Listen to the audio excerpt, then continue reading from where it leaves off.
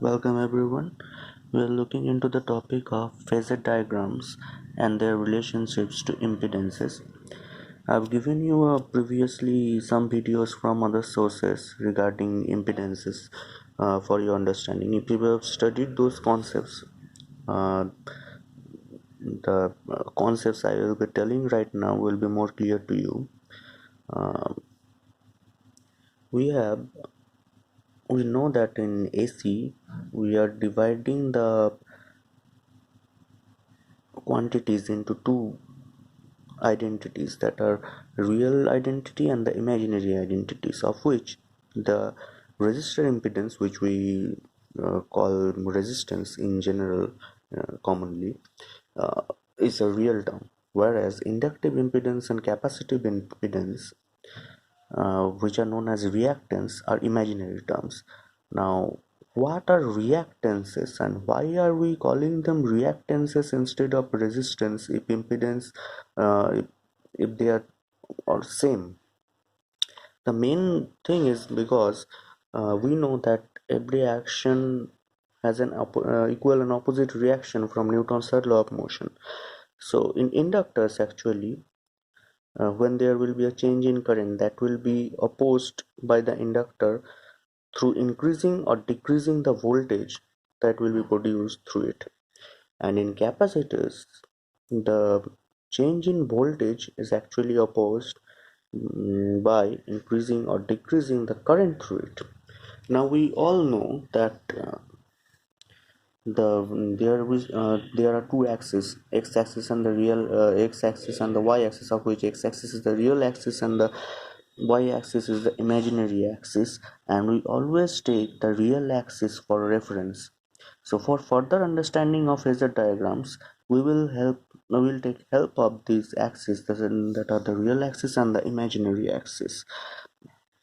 So basically, to know about this, we have to first know about the phase relationships between the phase relationships between the voltage and current for those passive sources that we have already studied, that are resistors, inductors, and capacitors. For resistor, since there is no delay when the voltage is applied across it, then instantaneously there will be a current flowing through the resistor. So there will be a 0 degree phase difference between the voltage and current. Now for inductor, when there is a change in magnetic field, a voltage will be induced in it. And after a certain time, after a certain delay, there will be current flowing through it. Actually, from the various results, we have seen that there is a 90-degree difference between the voltage produced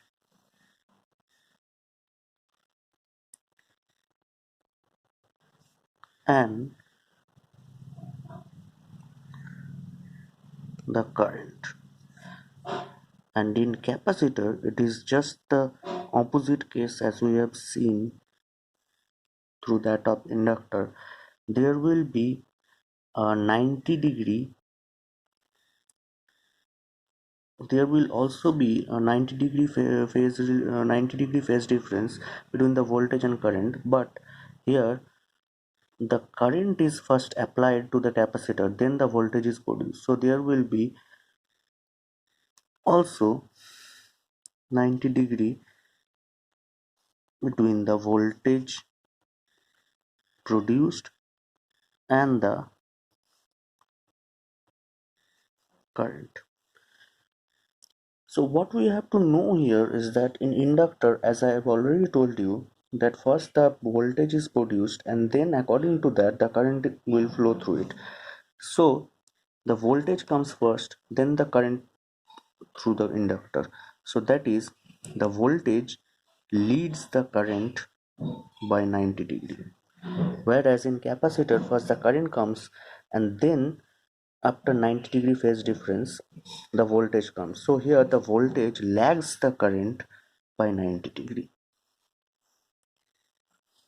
This is the concepts that we have to know before going to the series RC, RL and the RLC circuit. So If you have any queries, please ask me.